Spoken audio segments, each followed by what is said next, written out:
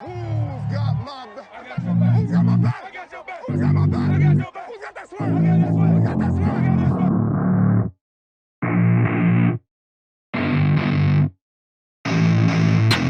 I don't get what I want, I get what I need. Every single day I'm heading off to my dream, and I get everything that I damn well please. I don't give a damn if you all listening to me, cause I run it. I'm the only one that really want it, I'm the only one that's really on it. I'm just being honest, I'm just doing everything I promise, cause I want it bad enough that I'ma make it as an artist. And I know I'm not the smartest, and I know I'm not the largest, but I promise you that I'ma be the one that worked the hardest. Cause I promise you that I'm just getting started, and I promise you that my skills are getting sharper. So I'ma get charted, can't be guarded. Nah, I'm the one to get retarded, get the party started. Et salut à tous, on se retrouve pour une nouvelle émission NFL sur la chaîne du Couch Corner Club. Aujourd'hui, vous l'avez vu, je suis avec Émilie. Bonjour tout le monde. La petite nouvelle. Donc, elle va nous rejoindre sur l'émission NFL. D'ailleurs, c'est la seule de l'équipe qui joue en club. Donc, tu joues au Comète de Morab. Exactement. De Morabé, De Morabé. à côté de Toulouse. Pour ceux que ça intéresse, je suppose que vous cherchez toujours des nouvelles participantes. Voilà. Exactement, on cherche des seniors, des jeunes, des féminines, puisqu'on on a une équipe féminine. Première équipe féminine d'Occitanie. Voilà. Donc les filles, si jamais voilà, vous êtes dans le coin, que vous cherchez un club, il y a les jouer avec moi. Les Comètes de Morab. Donc tu nous rejoins sur l'équipe NFL et tu seras là assez régulièrement, Oui. même souvent. Le plus souvent possible, C'est ça. oui. Donc on t'en remercie. Avec plaisir. On te souhaite la bienvenue dans l'équipe Merci. du Couch Corner Club. Donc et en plus, tu es allé voir les Jaguars à Londres. Absolument. J'étais à Londres ce week-end. Et alors, comment ça s'est passé ? Franchement, c'était super. Vraiment, c'était super. En plus, tu es fan des Jaguars. Absolument. Je suis l'unique fan des Jaguars on a de réussi à en Toulouse. trouver une. Je suis fan des Jaguars, donc pour moi, c'était génial. Parce que c'était un des rêves de ma vie déjà d'aller voir un match de NFL. Donc autant dire qu'il n'y a pas 15 000 solutions, il faut aller à Londres. Hein, parce que peut-être en Allemagne l'année prochaine. Peut-être. Mais à choisir, je préfère Londres quand même. Apparemment, ce sera à Munich, enfin sûrement le stade du Bayern. Ok. Donc après, oui. Après, j'aime pas l'Angleterre. Je suis rugbyman à la base, donc forcément, moi, les Anglais, je peux pas. Mais à choisir, effectivement, je me dis Londres, c'est peut-être mieux que Munich. Et puis c'était vraiment très sympa. La ville est en mode NFL. Et ce que j'ai beaucoup aimé aussi, c'est que du coup, les gens qui se déplacent pour aller voir le match, c'est des gens comme moi qui profitent de cette occasion pour aller voir un match. Mais c'est pas juste des fans des Dolphins ou des Jaguars, il y a des fans de toutes les équipes. Ce qui fait qu'en fait, il y a de tous les maillots, toutes les casquettes. Ouais. C'est vraiment... c'est tous tout les le monde. Européens du coin qui Exactement. profitent des deux pauvres matchs qu'il y a dans l'année Exactement.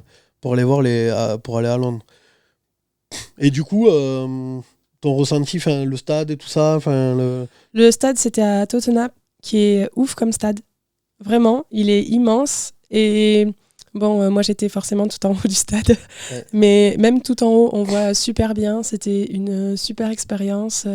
Les écrans partout. Vraiment, c'était fantastique. Et il y avait des animations NFL autour du stade, ce genre de choses Oui, il y avait... je sais qu'il y a déjà NFL France qui avait organisé une chasse au trésor avec certains de leurs abonnés Instagram qu'ils avaient sélectionnés. D'accord. Et qui ont gagné, d'ailleurs, les gagnants ont gagné des maillots qu'ils ont choisis dans le NFL Shop. Donc c'était vraiment plutôt chouette. Moi, je suis arrivée assez tard le jour du match. J'ai pas pu arriver en avance. Mais je sais qu'il y a eu beaucoup de... T'es allé voir Buckingham Palace, j'ai vu. Ouais, évidemment. Moi, j'en ai profité pour visiter, quitte à aller à Londres. Je suis restée plusieurs jours. C'est ça. Et en plus, c'est pas cher, l'avion, aller-retour. Non, l'aller-retour, j'en ai pour 30 balles. Ouais, c'est que dalle. Après, l'aéroport est excentré, donc il faut prévoir un bus. Donc ça fait à peu près 50 balles l'aller-retour entre Londres Tout centre. Tout compris, aller-retour, 50 €. Ouais. Franchement, c'est pas... Ouais. C'est vraiment donc finalement, le trajet, il est complètement abordable. Sur place, le logement, c'est un peu cher, mais avec des auberges de jeunesse, on s'en tire très bien. Y a moyen... Si les mecs te laissent dormir. Évidemment, c'est le problème des auberges de jeunesse. C'est un coup de poker, mais en vrai, c'est vraiment accessible, même pour ceux qui n'ont pas forcément de moyens. On peut se dire... c'est un rêve qui est accessible finalement. Non, franchement, 50 balles, c'est pas... Merci Ryanair. Exactement. Bon, on va passer à l'émission. Ouais. Donc, tout de suite, les tops et flops. Bon alors, tes tops cette semaine ? À toi. Bah, du coup, mon top numéro 1, c'est quand même la victoire des Jaguars, mon équipe. Forcément, Attends, y a la que- victoire, t'as- l'unique victoire. On a la fan des Jaguars, donc la seule, hein, parce que t'en connais d'autres. Non, Non, c'est ça. En fait, t'as créé un club, mais t'es toute seule. exactement. Donc t'es Je présidente, suis trésorière, le fan club ouais, c'est des ça. Tu es à toi toute seule. Une entité à toi toute Ouais. seule. Et en plus, il s'avère que quand même le cul, le seul match que tu vas avoir des Jaguars, il le gagne. Ouais, qui l'eût cru? T'es le porte-bonheur des Jaguars. Pas moi, en tout cas. Moi, j'aurais pas cru, mais ouais, Oui, parce que toi, exactement. tu t'attendais à une dérouillée. Enfin, une dérouillée, c'est les Dolphins, donc... Ouais, je m'attendais Ouais. je m'attendais pas à gagner, mais je m'attendais pas forcément à une dérouillée. Et après, bon, field goal à la dernière seconde, Oh là là. t'as mort qui est pris in extremis, si je Oh là me là. trompe pas. Enfin, Ah on ouais, est ça a borderline été, quand même. ouais, ça a été vraiment pas mal. Et le kicker, en plus, des Jaguars a mis 2 field goals de plus de 50 yards. Oui. Et alors que c'est le premier match où Jaguars font des field goals. Sur les semaines précédentes, ils n'avaient pas fait un field goal. Ah ouais Ouais. Enfin, ils les avaient loupés. Non, je crois qu'ils en avaient même pas tenté. Ouais, c'est peut-être des transformations. Bah non, ouais, ils ont marqué. Non, Ouais. franchement, tu vas avoir un match et ils gagnent. Du coup, c'était tout bénef pour moi, quoi. Le voyage à Londres, je vois un match de NFL, c'est mon équipe qui joue, et en plus, on gagne. C'est ça. Donc, c'était vraiment ouf. Surtout que là, ils étaient dans une série de défaites. Ça faisait 20 matchs. J'avais enchaîné 20 défaites. Bah, le seul match qu'ils avaient gagné, la dernière victoire, c'est la week 1 de l'année dernière. Avec Gardner Il me semble. Minshew, Ouais. la plus belle moustache. Fantastique, cet homme. L'acteur ouais. porno des années 70. Et du coup, j'ai regardé, je me suis renseignée, et en fait, c'est la deuxième plus longue série de défaites de l'histoire de la NFL. C'est qui les a? C'est Cleveland, l'autre? Pas du tout. Eh ben, tu vas être surpris. C'est les Bucks, avec 26 défaites d'affilée. Ah ouais. Mais c'était en c'est ça. 76-77. C'est l'année où ils créent, je crois, les Bucks, c'est la franchise, où c'est l'ancien logo avec la tête de pirate qui a le couteau entre les dents, je crois, un truc comme ça. Et d'ailleurs, il y a un documentaire là-dessus, je vais essayer de vous le retrouver le titre. Je l'ai vu justement sur les Bucks l'année où ils créent la franchise. À Tampa, d'ailleurs, personne n'allait les voir jouer. C'était un calvaire. Et ils avaient perdu, ils faisaient que perdre. Mais c'était un calvaire. Un calvaire. Donc j'essaierai de vous retrouver le nom du documentaire sur Tampa. Ton deuxième flop ton deuxième top, pardon. Mon deuxième top, c'est les Cards. J'ai pas l'habitude de mettre Jaguars dans le top, donc c'est pour ça que je suis déboussolé. Habitue-toi, Ouais, tu bien m'as sûr. maintenant. À mon avis, je pense que là, jusqu'à la fin de la saison, vous pouvez parier sur des défaites des Jaguars. Hein. Ah bah oui, enfin... Et d'ailleurs, juste vu qu'on en profite, hein, on a la seule fan des Jaguars, peut-être du monde. Trevor Lawrence, t'en penses quoi? Moi, franchement, j'en suis plutôt contente. Il a fait des trucs pas mal, mais je pense qu'il peut encore se développer. Parce que...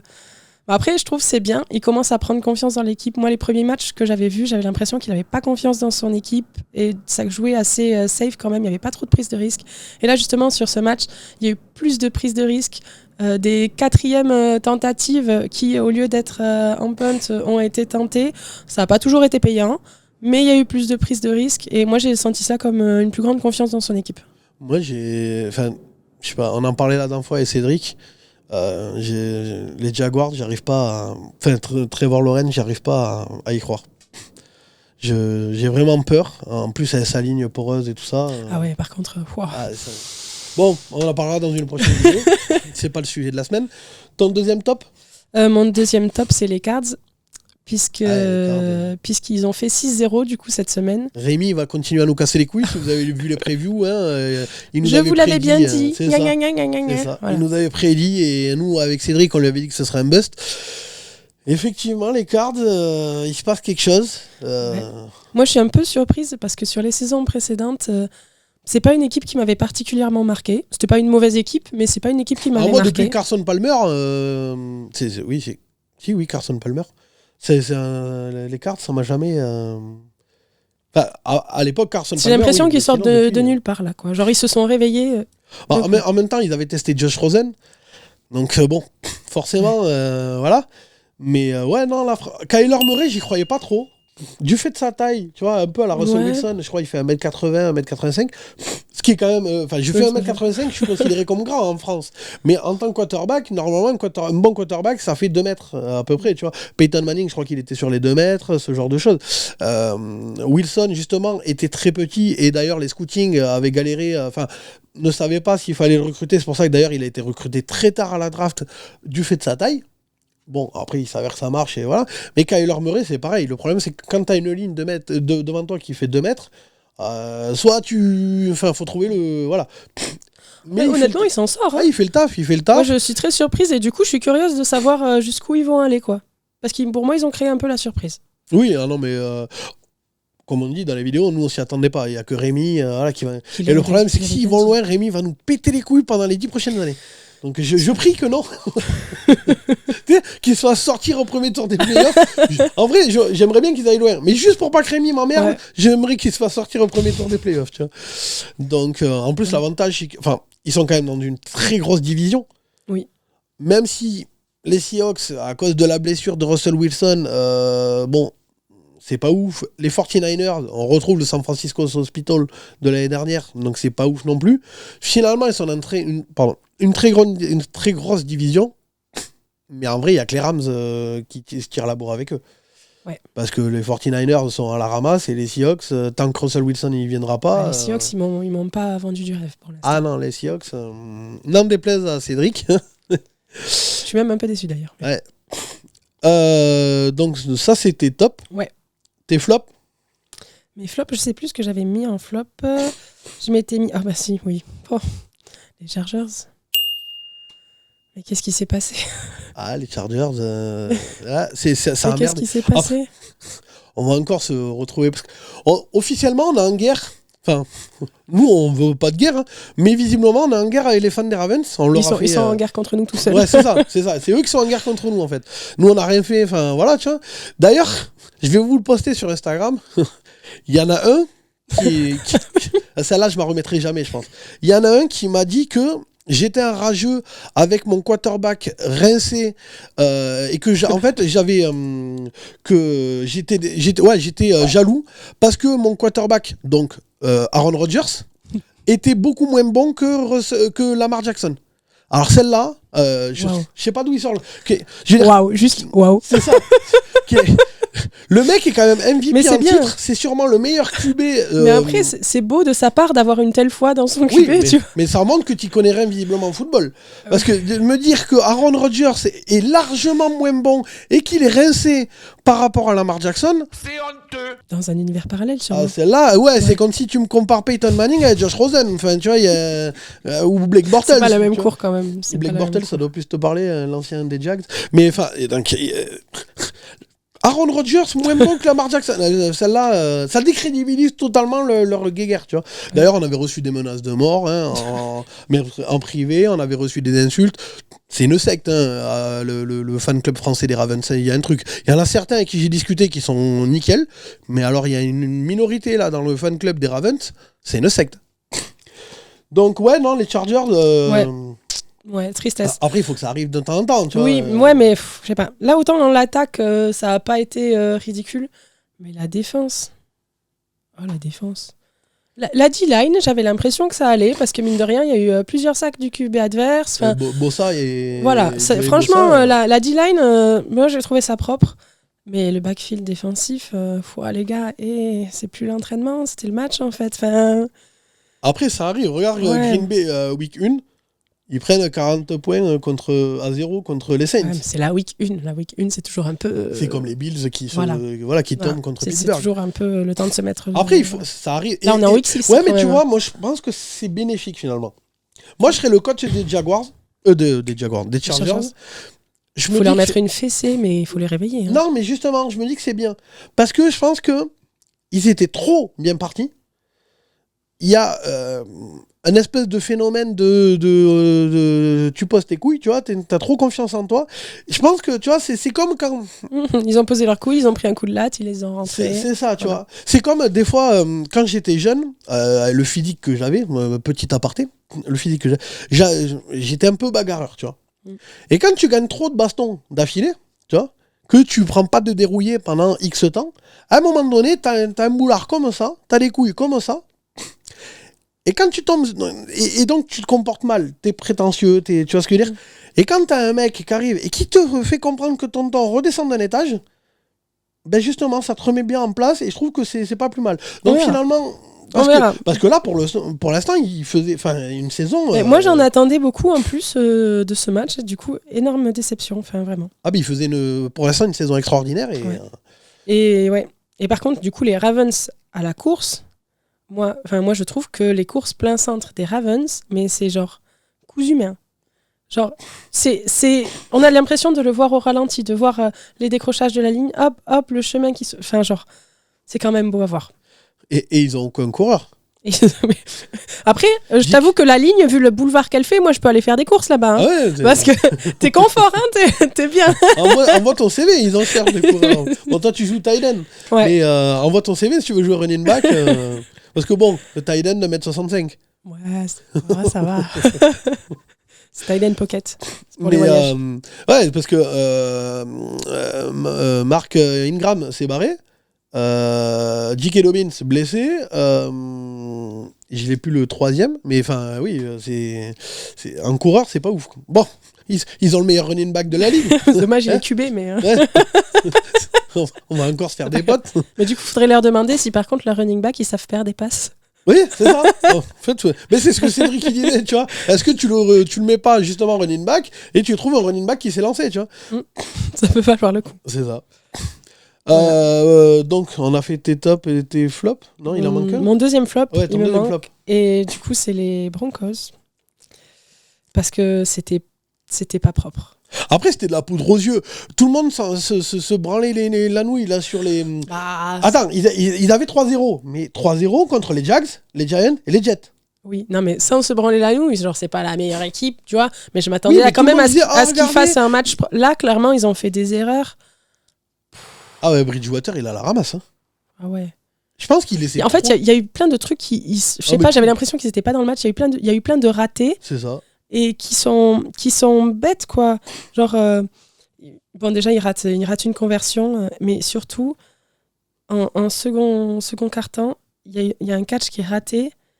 Je sais pas si tu l'as vu, t'as ton receveur, il court, il plonge. Et genre, la balle, elle lui tombe dans les mains comme ça. Et en fait, elle glisse. Et. Ouais. Mais c'est triste à voir, quoi. Genre, voilà. Du coup, franchement, ouais, mais je t'ai dit, c'était de la poudre aux yeux. Tout le monde s'enjaillait sur le fait que ils sont première division, Kansas City est dernier. Enfin, voilà. C'est comme, justement, là, je crois que c'est la dernière vidéo, je crois, où justement Cédric il me dit oui, alors les Ravens, ils ont éclaté Denver, donc ils sont bons et machin. Bon, en plus, on ne va pas le cacher aux téléspectateurs, il a fait exprès de mettre en top les Ravens pour que je leur tape dessus, parce que ça le faisait rire, tu vois. Mais, et du coup, je lui avais dit, mais calme-toi, c'est les Broncos, voilà, faut redescendre sur terre. Effectivement, les Broncos, c'était de la poudre aux yeux. Ils avaient 3-0 en début de saison, mais ils ont affronté les Jets, les Giants et les Jaguars. Ouais. Après, je sais pas, en soi, je pense qu'ils sont pas mauvais. Je pense que là, vraiment, ils ont eu un loupé. Mais du coup, genre, c'est un peu ma question. Enfin, ils sont pas mauvais. Ils sont pas exceptionnels, mais pour moi, ils sont pas mauvais. Ouais. Mais du coup, c'est ma question. Genre, est-ce que ça a été juste un raté cette fois-ci et ils vont se reprendre, ou est-ce que juste ils ont décroché et là, c'est terminé? Pour moi, c'est fini. Moi, j'attends de voir le reste là, ne serait-ce que la semaine prochaine. Il faudrait voir leur calendrier, mais j'y crois pas. Enfin, j'y croyais pas en début de saison et. T'as pas changé d'avis? D'ailleurs, je crois que à la base, dans la division Raiders, Chargers, je crois que j'avais mis les Broncos dernière division, moi, dans la preview qu'on avait fait cet été. Je crois qu'au dernier moment, j'avais changé parce que les autres m'ont cassé les couilles avec les Raiders à me descendre les Raiders, et donc j'avais changé d'avis. Mais je crois qu'en première intention, j'avais mis Broncos dernière division. Et là, honnêtement, je vois pas comment ils peuvent pas finir dernier. Parce que Kansas City finira pas dernier, faut pas, voilà. Ah bah non, les Chargers non plus. Non. Et les Raiders font une belle saison. Donc honnêtement, les Broncos sont partis pour finir dernier division. Donc, et moi, mes tops et flops, je me rappelle plus. Alors si, j'ai un gros coup de gueule. Tu veux pas commencer par les tops?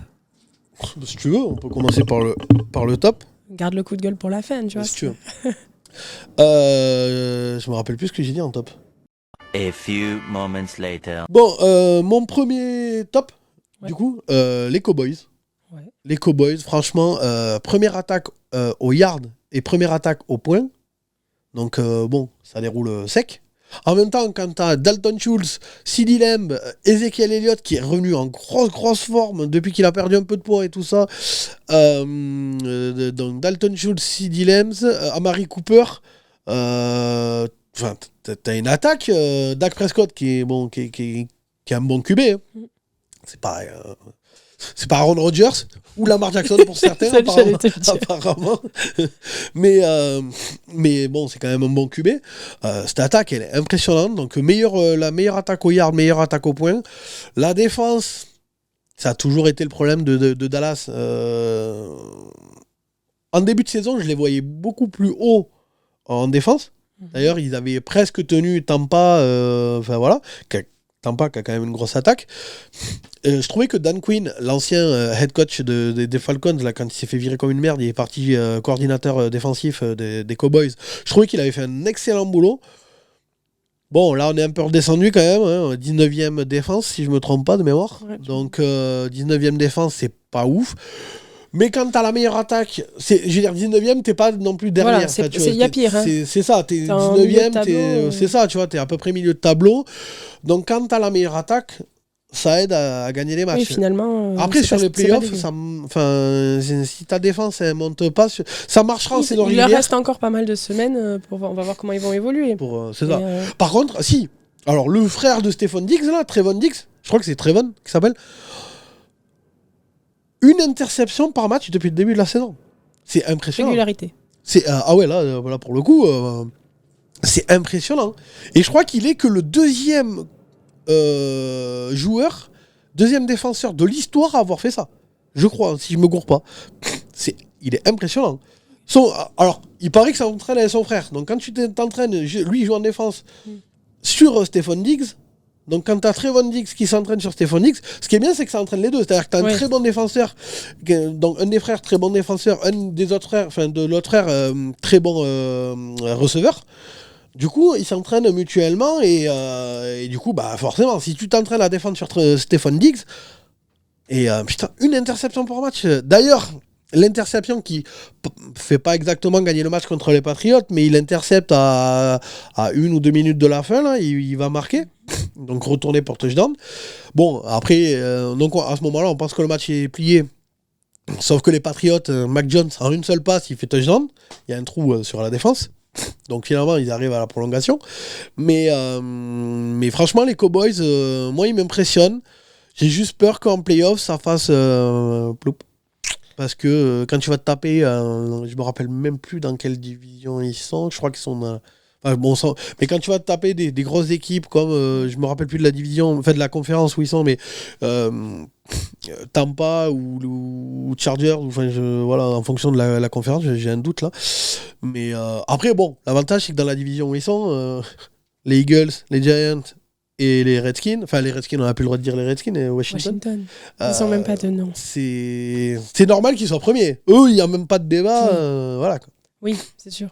Après, c'est vrai que finalement, avoir une défense moyenne qui est compensée par une bonne attaque, c'est bien en début de saison, mais effectivement, quand t'as pas une défense qui tient la route pour les phases finales... Ça marchera pas. Ça marchera pas. Ça fait le taf en saison régulière. Et puis bon, c'est cool. La NFL privilégie l'attaque, c'est joli à voir. Enfin, oui, c'est ce que j'allais te dire, l'attaque elle fait le show, mais on sait tous que c'est la défense qui gagne les matchs. C'est ça, il y a le dicton, l'attaque gagne les matchs, la défense des championnats. Donc, va falloir step up un peu, malgré le fait que, bon, l'avantage c'est qu'ils peuvent pas faire pire que l'année dernière, parce que l'année dernière c'était une des plus mauvaises défenses, c'était un calvaire. Donc là, ils ont un peu monté. Bon, après, il faut le temps aussi, voilà, tu vois, mais... Et mon deuxième... top, Derrick Henry. Ouais. Comme d'hab, de toute façon. Hier encore, 3 touchdowns. Il est d'ailleurs que j'avais vu la stat que les Bills le maintenaient à 50, à peu près 50 yards à chaque fois qu'ils jouaient contre eux. Là, je crois qu'il est à 130 ou à peu près. 3 touchdowns, il est impressionnant, c'est un monstre. Alors je sais que j'apprends rien à personne sur le fait que ce soit un monstre et tout ça, on est d'accord. Mais putain, Tu vois, Ça reste impressionnant. Ah, c'est ça. Je crois que c'est la semaine dernière, ou je sais plus quand, on parlait, je sais plus si c'est Cédric ou Rémi, je crois que c'est Rémi, de Nick Chubb, avec Cleveland, qui était impressionnant à la course et tout ça. Enfin, effectivement, tu vois. Et d'ailleurs, je me disais, est-ce que Nick Chubb est le meilleur running back actuellement? Et quand tu vois Derrick Henry, tu te dis, bon... Ouais. Parce que Il a des atouts quand même. Après, c'est en running back, je trouve quand même que c'est... Pour moi, c'est encore plus impressionnant que les receveurs. Parce que si tu fais la liste, on va dire, du top 5, Christian McCaffrey, quand il n'est pas blessé, il est exceptionnel avec les Panthers. Nick Chubb avec Cleveland, exceptionnel. Derrick Henry avec les Titans, exceptionnel. Jonathan Taylor à les Colts fait une très très belle saison. Et après, je dois en oublier sûrement certains. Et Lamar Jackson. Je n'osais pas le dire, mais quand même. J'ai encore des potes. Non, mais il a de bons appuis, il est bon à la course. C'est pas méchant. Mais même Najee Harris avec Pittsburgh, franchement, les running backs, je trouve qu'il y a... Et en plus, je suis sûr que là, dans les commentaires, ça va me dire « Ah, t'as oublié machin ». Il y en a sûrement un évident aussi que j'oublie. Je cherche un peu... Si, Éclair, avec les Chargers. Austin Éclair, qui te fait une saison, mais extraordinaire, lui aussi. Hein. Je crois qu'il a 2 touchdowns presque par match, ou enfin en moyenne. Enfin, ah non, lui, c'est pareil, il est impressionnant. Je trouve qu'il y a un truc à les running back. Et Derrick Henry, c'est encore pire parce que quand tu vois le physique qu'il a, je veux dire, on dirait un lineman, quoi. C'est un lineman qui sait courir, tu vois ce que je veux dire. Enfin, il est impressionnant. Il fait 110 ou 115 kilos, je crois. C'est ça. Il est monstrueux. Parce que il n'est pas gras. C'est ça. Les running backs, là, ils font ta taille. Et tu vois, comme Jonathan Taylor, tout ça, machin, c'est un peu. Ou c'est Quan Barkley, tu vois, c'est un peu boule, mais petit, tu vois ce que je veux dire. Lui, il a l'air. Je sais pas quelle taille il fait exactement, mais il a l'air grand. Il a l'air massif. Physiquement, il est beaucoup plus impressionnant que Austin Eckler qui est tout petit, que Jonathan Taylor qui est tout petit. Enfin, voilà, quoi. Après, c'est un type de running aussi différent, quoi. Ça n'a rien à voir avec. Chacun son il est un peu plus Nick Chubb que justement Eckler ou Jonathan Taylor ou Nathan Hyde. Il est plus dans la puissance. Et d'ailleurs, contre les Bills, je sais pas si vous avez vu le match, mais à un moment donné, il fait une percée et il n'y a plus qu'un seul défenseur, je me rappelle plus qui c'est. Il fait ta taille, il a donné son corps à la science.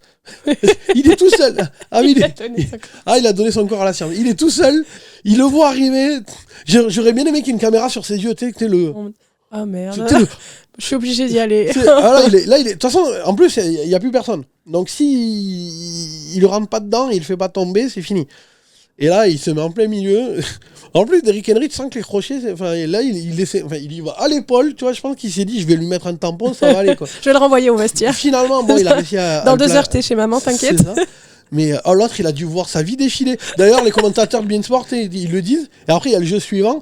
Et t'as le commentateur, je crois que c'est Marc-Angelo Souma, qui fait...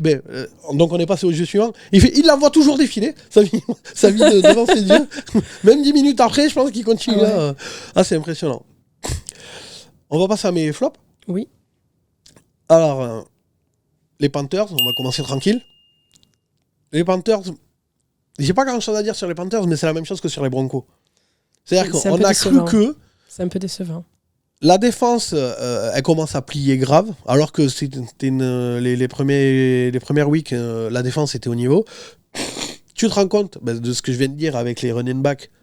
Quand CMC, il est plus là, Christian McCaffrey, t'as plus la même attaque. Sam Darnold, on revient à ce que je disais dans les previews, allez voir nos previews, que je me suis embrouillé avec Rémi et Cédric, mais Sam Darnold, c'est Sam Darnold, hein, tu vois, il voit des fantômes. Certains vont dire qu'il a fait un bon match. Moi, je le trouve pas impressionnant du tout. Après, il y a une nuance entre faire un bon match et être impressionnant. Oui, tu peux faire un match correct. Oui, mais si te manque ta principale arme offensive, donc Christian McCaffrey, qui honnêtement fait que des allers-retours entre le kiné et le terrain, si te manque ta première arme offensive, pour moi, pour compenser, il te faut soit une défense à fond, soit un quarterback. Moi, ce que je trouve triste, du coup, ça veut dire que l'attaque, elle repose uniquement sur une personne, en fait. Et les Titans.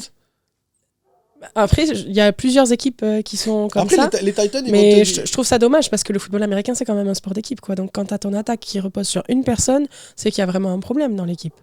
Après, les Titans, non, ils ont Julio Jones et. Putain, je l'ai plus le deuxième. AJ Brown. Non. Bon, on s'en fout. Je l'ai perdu le deuxième. Mais les Titans, l'attaque repose sur Derrick Henry. Et c'est ce que je disais en plus. D'ailleurs, on l'a vu dans le match. C'est que Tannehill, je crois qu'à la mi-temps, il est à 5 passes complétées. À la mi-temps. Donc, les Titans enlèvent Derrick Henry. C'est comme Cleveland là, cette semaine si t'enlèves Nick Chubb. Encore qu'ils avaient Kareem Hunt. Bon, et là, il est encore blessé. Vous allez voir Cleveland cette semaine. Sans Kareem Hunt, sans Nick Chubb, ça va être la merde. Parce que Baker Mayfield n'est pas au niveau. Là, c'est la même chose avec les Titans et les Panthers. C'est-à-dire qu'enlève Derrick Henry, enlève Christian McCaffrey, ben, Tannehill et Darnold sont pas au niveau. Clairement. Et ça fait illusion. T'as l'impression que Darnold, il est au niveau. Parce que forcément, quand t'as Christian McCaffrey avec toi, la défense, si tu fais des feintes, c'est ton arme offensive numéro 1. Donc la défense, elle a tiré. Donc tu peux faire des feintes et tout ça. Il couvre la course, donc ça t'ouvre beaucoup plus. Oui. Si McCaffrey n'est pas là, si Derrick Henry n'est pas là, ou si Nick Chubb n'est pas là, la défense, elle sait très bien que tu vas pas faire des courses. Oui, puis même mentalement, en tant que running back, c'est pas la même chose. Quand tu sais que c'est pas toi, on va dire, l'arme principale, comme tu dis, de ton offense, t'as moins de pression, t'es limite là en bonus. Alors que quand l'arme principale, elle est pas là, et que tu reprends toute la pression, toutes les attentes sur toi, c'est pas la même chose, je trouve. Ah non, mais c'est le problème des équipes qui ont une seule arme offensive. Voilà. Quand ça marche, sauf que moi je trouve qu'on le voit de plus en plus où il y a beaucoup de joueurs un peu stars et ceux qui sont à côté, eh ben, c'est beaucoup moins homogène les équipes. C'est ça. Wow, pardon. Mais c'est le. Casse pas le matériel. C'est d'ailleurs juste vite fait. C'est le film Le Stratège sur le baseball avec Brad Pitt. Je sais pas si tu l'as vu. Non. C'est une histoire vraie sur le fait que en fait en baseball au lieu d'aller chercher des méga stars comme toutes les franchises faisaient, avaient payé un bras pour tel mec et tout ça machin, ils ont embauché un génie des maths qui sort du MIT ou je sais plus d'où il sortait. Je crois que j'en ai entendu parler de ce film. Et en fait, ce mec-là, il te prend justement tous les mecs qui font le bon truc qu'on attend d'eux. Tu vois, et en fait, il te lisse une équipe plus ou moins moyenne, en fait. Mais c'est tellement homogène qu'ensemble, ça te fait une grosse équipe. Au lieu d'avoir comme il les crée Titans, de la synergie, en fait. Ça. Au lieu d'avoir les Titans avec Derrick Henry et tout le reste qui est en dessous, t'as un trop gros écart. Si le mec il est pas en forme, si t'as personne qui peut prendre le relais le temps que tu vois ce que je veux dire. Ben là, c'est la même chose, quoi. Et alors, on va passer à mon dernier top, mon coup de gueule de la semaine. Non, ton flop. Oui, mon dernier flop. Ah oui, le flop de la semaine. Le match Seahawks-Pittsburgh. Les arbitres. Alors, on en a déjà parlé la semaine dernière, mais alors là, je sais pas si vous l'avez vu. De toute façon, le monteur Steven Spielberg, là, il va vous mettre l'extrait. Donc, je récapitule. Je crois qu'il reste 10 secondes à jouer, un truc comme ça, à peu près. Oh, pas plus. Pas plus. Je crois qu'il y a 3 points d'écart. Je me rappelle plus de l'écart, mais en gros, il manque plus qu'un field goal, je crois, à Seattle. Et je crois qu'ils vont en prolongation. Oui, c'est ça. Je crois ouais, c'est ça. Et là, il y a une passe de Geno Smith sur... donc on va vous mettre l'extrait de toute façon. Une passe de Geno Smith sur DK Metcalf. DK Metcalf, ce gros débile, au lieu de sortir en touche pour arrêter le chronomètre, il a gagné assez de yards pour le field goal. On ne sait pas pourquoi il se met à courir. L'habitude. C'est ça. Pourquoi il se met à courir? Là-dessus, le défenseur arrive, tape dans le ballon, donc fumble. Donc déjà, bon, le chrono continue à courir. T'en as un des Seahawks, je sais plus qui c'est, qui chope, comprend que le chrono, c'est ça. Donc il attrape le ballon et ils vont vite se replacer. Il y a fumble, mais ils arrivent quand même à recouvrir, je crois. Oui, les Seahawks recouvrent le ballon. Mais du coup, le chrono continue. Il y en a un des Seahawks qui est un peu moins con que les autres, qui dit, les gars, le chrono il continue à tourner. Donc ils prennent le ballon, ils se remettent en position pour spiker la balle. En 4 secondes. Hein. C'est ça, pour spiker la balle, sauf que le spike il a 0 secondes. C'est borderline, mais à mon avis, il est à 0 secondes. Mais à la limite, je veux bien accepter le fait que c'est peut-être à 1 seconde qu'il spike la balle. Sauf que les arbitres décident de revenir sur l'action précédente. Ouais. Donc alors que du coup, la balle a de nouveau été snappée. Elle a de nouveau été jouée. Donc, comment les arbitres peuvent revenir à un jeu alors que le jeu suivant a déjà été joué? Parce que spike de ballon, c'est une balle jouée. Oui. Donc celle-là, il va falloir que les arbitres ils me l'expliquent. Et alors, le summum du summum, le plantafin du plantafin, c'est la passe de Dickie Metcalf. On va vous la remettre au ralenti, là, Steven Spielberg va vous la remettre au ralenti. Passe incomplète là-dessus. À quel moment? Mais jamais. Le mec, il catch, il fait un numéro de claquette, il prend le T, il marche, il la perd, mais 4 pas plus tard, et non, passe incomplète. Il court 4 mètres, il attrape le ballon, il court 4 mètres. C'est impressionnant. Passe incomplète. Alors déjà, revenir là-dessus, à la vidéo là-dessus, hallucinant, parce que c'est n'importe quoi. Mais en plus, leur accorder que, du coup, il y a passe incomplète, donc on rajoute 3 secondes en plus au chrono. Mais c'est un scandale. Mais c'est surtout que moi, quand j'ai vu, au début, j'ai pas compris. Je me suis dit, mais qu'est-ce qui flag? À quel moment place incomplète? J'ai loupé une action. Et en fait, c'est en regardant. Oui, parce que je t'ai envoyé le truc. Oui, c'est ça. Et moi, je me suis dit, mais à quel moment passe incomplète? Du coup, mais de quelle passe? En arrière, te dire, mais attends, j'ai loupé une passe. C'est ça, je me suis dit, j'ai loupé une passe. Ou alors, ça peut pas être celle-là. C'est ça. Et bien, en fait, si, c'était sur celle-ci, mais à 0 moment. Enfin. On vous laisse juger. Ah ouais, on vous met l'extrait. Chacun a son avis. On vous met mais à 0 moment, il n'y a pas 5 complète. Mais il attrape la balle, il se retourne, il court 4 mètres. Comment t'appelles une. Enfin, alors, si celle-là, elle est incomplète. Ah oui, il y en a d'autres. Ça va être galère pour jouer à NFL. Ah ouais. Mais c'est surtout, en plus, c'est même pas genre il l'attrape, il jongle un peu. Genre, il l'attrape, elle est là, quoi. Je crois qu'il l'attrape comme ça. Ouais, elle est là. Il se retourne et il court. Donc, elle bouge pas, quoi. Ah ouais, non. Bon, du coup, voilà. Arbitrage à chier. C'est. Voilà, c'est. Mais chaque semaine à NFL, de toute façon. Après, tu vois, je me faisais la réflexion, je sais plus sur quel match, je sais pas si c'est celui-là ou hier soir, les Bills, mais ça rajoute du piment finalement. Parce que les arbitres font tellement n'importe quoi que du coup, ça. Après, c'est l'erreur humaine aussi. Et... Ouais, alors, l'erreur humaine, je veux dire, moi qui suis le rugby, d'accord ? T'as un arbitre sur le terrain qui court en plus, d'accord ? Et qui arrive à pas faire autant d'erreurs. Et il est tout seul. Les arbitres sur un terrain NFL, ils sont 4 ou 5. Et en plus, et si jamais à la vidéo, de toute façon, c'est les arbitres qui sont à New York, dans les locaux de la NFL. Ouais. Donc je sais pas combien ils sont dans le bureau à visionner l'action, plus les mecs sur le terrain. Donc en tout, il doit y avoir 10 arbitres qui visionnent. Donc ça veut dire qu'il y a 10 arbitres qui ont vu passe incomplète. Je pense que non, dans tous les cas, il doit y avoir l'AP, ton arbitre principal, c'est lui qui prend la décision. Non, quand c'est un review comme ça, je crois que c'est à New York. Pour justement, ils avaient homogénéisé. Mais même, je veux dire, ils sont 5. Ouais. Mais après, tu vois, je trouve que c'est aussi, pour pas reparler du rugby, je trouve que c'est un travers du rugby, où de nos jours, les arbitres de rugby, ils prennent plus une décision. Ah ouais, ils vont tout le temps à la vidéo. C'est ça. Ah, j'ai sifflé, alors on regarde la vidéo. Voilà, donc je pense qu'il faut... Oui, mais en tout cas, la vidéo, souvent, ils la jugent bien, en tout cas. Oui. La NFL, t'as l'impression que tu balances une pièce en l'air et tu verras bien sur quoi ça tombe. Ça rajoute du piment, mais bon. Du coup, c'était mon coup de gueule, parce que là, les arbitres font vraiment n'importe quoi en ce moment. Bon, pas de sujet de la semaine cette semaine. Hein. On va passer directement aux pronos, tout de suite. Les pronos. Bon alors, les pronos. Toi, tu vois quoi cette semaine ? Alors cette semaine, j'étais pas très inspirée.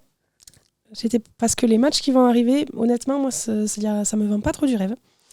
Mais je me suis noté en prono victoire des Colts contre les 49ers. Ouais. Avec une cote à 2,45 parce que je pense que ça se fait en vrai et je pense que la cote est intéressante. Clairement, les 49ers cette saison sont pas au niveau, je pense. Donc, je pense que honnêtement, la cote est intéressante. Carson Wentz, il joue de mieux en mieux, je trouve. Donc, franchement, ouais, moi aussi, je trouve que c'est une belle cote.